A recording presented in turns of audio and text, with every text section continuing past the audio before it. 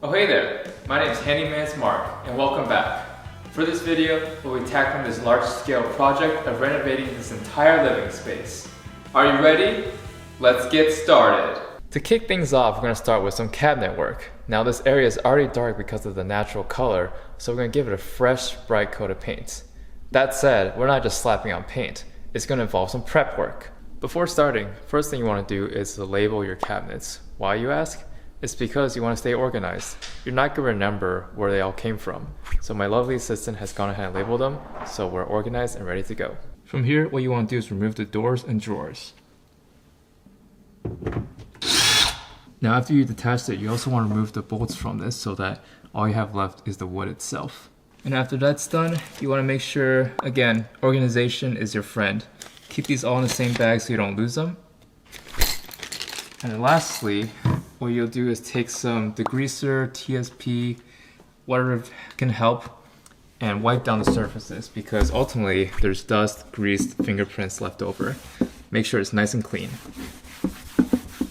So aside from the doors itself, you also want to clean all these frames because eventually this will be sanded down and that will be painted as well to match with the doors.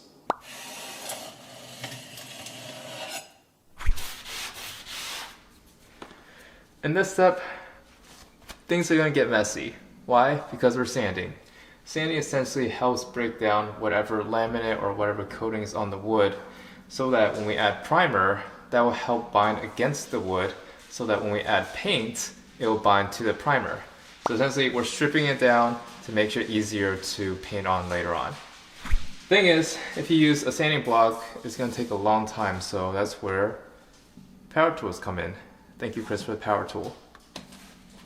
And also, very important to wear a mask because you don't want to be breathing all that stuff in your lungs.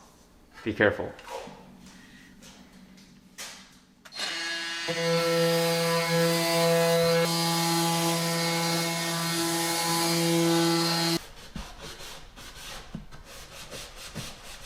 A sanding block is still useful because it's good for the nooks and crannies. So on the edges and even on the doors later on, it's going to help us get down in the cracks that the sanding tool cannot get by itself. So after you finish sanding, it's helpful to clean the dust particles, which is why you use a vacuum cleaner. Clean that up. And also, just to make sure it's clean, get a damp cloth and wipe it down. Progress update, we're about halfway through but faced a slight setback. The sander battery died. But that's okay, it's time for a life lesson. Sometimes you might have a certain timeline planned out for whatever project you have, and realistically, you're gonna run across obstacles, and that's okay, as part of the learning process. So you just need to adjust, move on, and keep going forward. Right? Welcome back. We were able to catch up from yesterday by finishing our sanding. We wiped down the surfaces and cabinet doors, and we're now ready for the next step, which is priming. So what she's going to start with is cutting in the corners like we do with painting. That way we can make sure all the seams are secure with the primer. Next up, we got a foam roller to get out the wider surfaces and roll out the streaks. In this process called laying off, we're going to use very minimal paint and just flatten out the area so that any air bubbles, any streaks from the brush is as smooth as possible. And then for the step, because it'll take about an hour or so to dry, we're going to just do one side of the cabinet door, let it dry, come back and do the other side.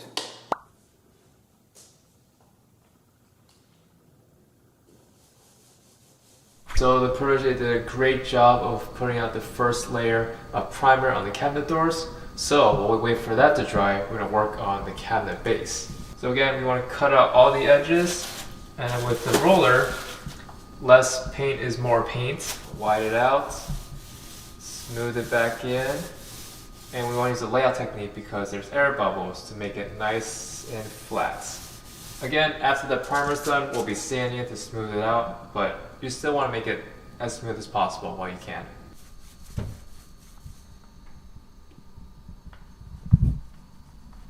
We're going to wrap for the night. As you can see, we made some nice progress. We were able to prime both sides of the cabinet doors as well as the cabinet frames. Just a quick view of what that looks like. So this is one coat of primer. versus 2.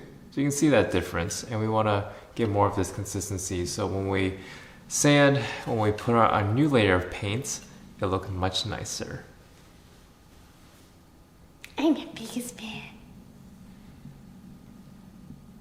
In between coats of primer, make sure to use sandpaper to smooth out any surfaces. In this case, we use a 220 grit.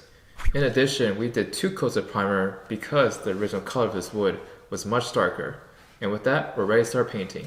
But before then, I'll take a moment to thank our sponsors for this video. Another call out is we used foam rollers yesterday, but it ended up leaving air bubbles and streaks. So instead, we switched to a woven roller, and it's worked great. Enough chatter, let's start painting.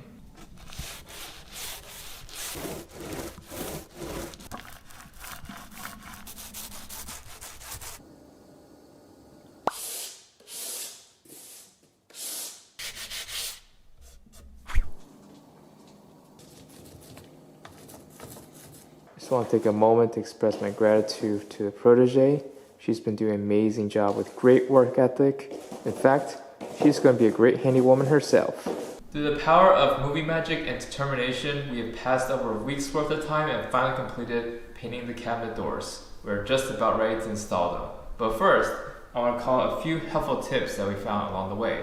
One is using these little sponges. Now, they look small and dinky, but they're really powerful. And especially they're helpful when working around the edges and corners because the brushes or even the rolls cannot reach it. As we're going from a dark cabinet color to a lighter one, the gaps in between were even more noticeable. So essentially we took spackle and filled in those cracks so that when we paint over it, it fills in nicely. Now that the paint is dry and looks fine, we're ready to install the cabinet doors back to the frames. Thankfully, we have organized and we know what parts go where. Instead of a drill, we're going to use a screwdriver and manually install it back.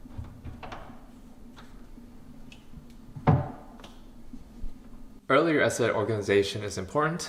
Well, you can organize even better.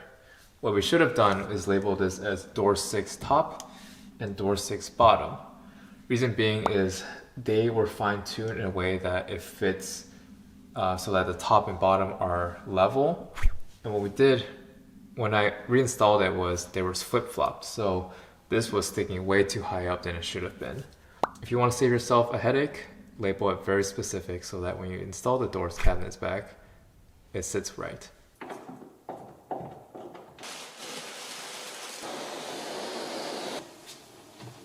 We have completed the essential aspects of the cabinet work. It took a little longer than planned, but that's okay, that's part of it.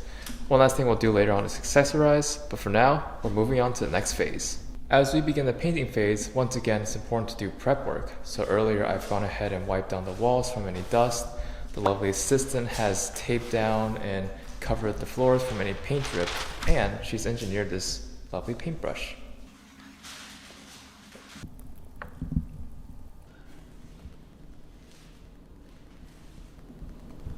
The first part of this process will be cutting the edges. I'm a little short, so I'm going to use this contraption.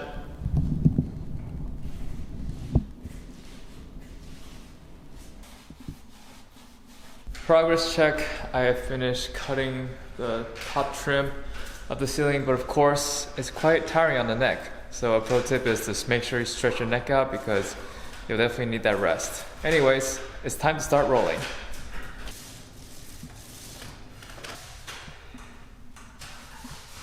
We're wrapping up for the day. Took care of the most difficult aspect of the ceiling and that wall, but we still got more tomorrow. Even though we had a later start to the day, after determination, grit, focus, and an extra set of hands, we made great progress in the living space. All that's left is a few more places left over to paint.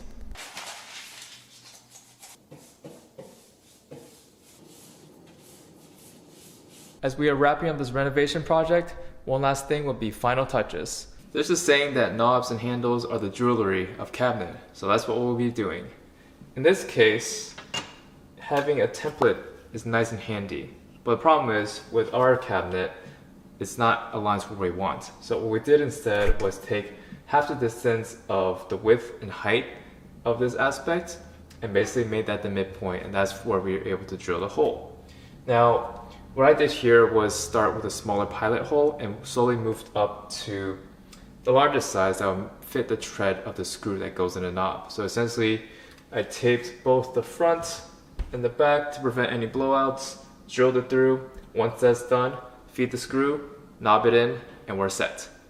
Now with the drawers, it's going to be a little more challenging because you got 2 holes to work with. So with the template, you can at least match it up to where you want it. But again, when you're drilling the holes, when you're screwing it in, even if it's slightly off by an angle, it's going to make it challenging to match up with here. So this will be a challenging part. Make sure you're precise and work slowly. To give some dimension, we're going to add decorative shelves. Firstly, you'll need to do some precision engineering, which my assistant has done. Drill, anchor, screw, add the shelf.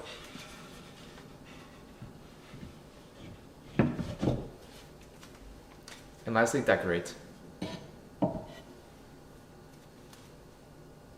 One minor adjustment we've also made was to reverse the fan blades so it better balances against the new wall color. And with that, we're ready to reveal the final product.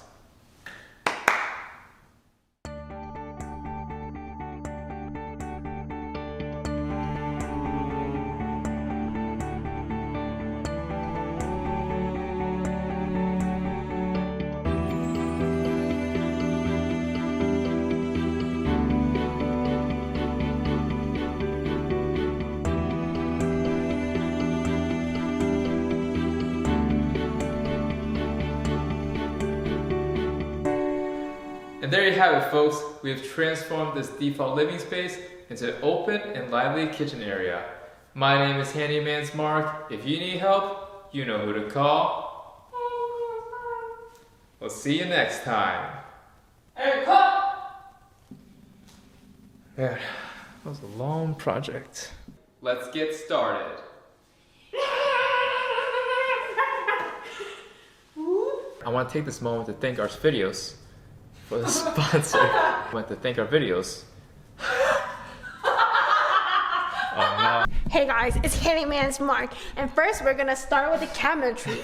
Cause it's greasy, it's in the kitchen, you know, there's lots of grease cause I cook like a chef.